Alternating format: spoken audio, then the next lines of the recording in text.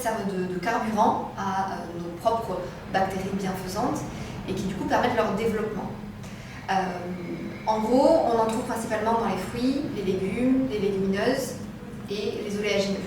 Deuxième réflexe, ça va être d'intégrer ou d'augmenter son apport en probiotiques.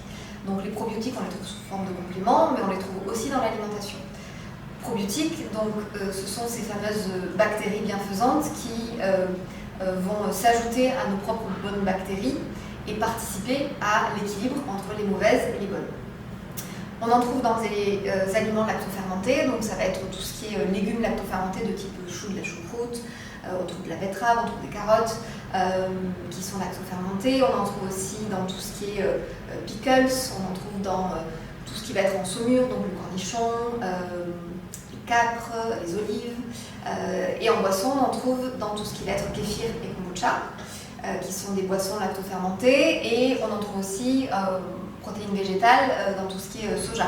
Et dernier réflexe pour effectivement chouchouter ses intestins et faire attention à son microbiote, ça va être de limiter la consommation des catégories d'aliments qui ont tendance à être pro-inflammatoires ou qui ont tendance à déséquilibrer ce fameux équilibre subtil de bactéries. Et nécessairement, ce sont des catégories d'aliments qui vont déséquilibrer l'équilibre au profit des mauvaises bactéries et au détriment des bonnes. En gros, ça va être tout ce qui est sucre raffiné, donc ça va du pain blanc aux pâtes blanches, aux biscuits, au soda, aux friandises.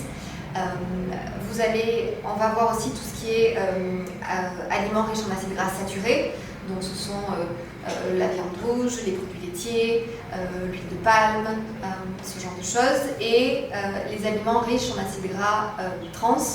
En gros, on en trouve dans la majorité des produits industriels et des plats préparés, les viennoiseries également. Et l'idée, c'est pas qu'on ne peut pas du tout en manger, mais c'est que consommer en excès, ça va avoir effectivement un effet délétère sur cet équilibre, que donc on doit raisonner et mesurer sa consommation.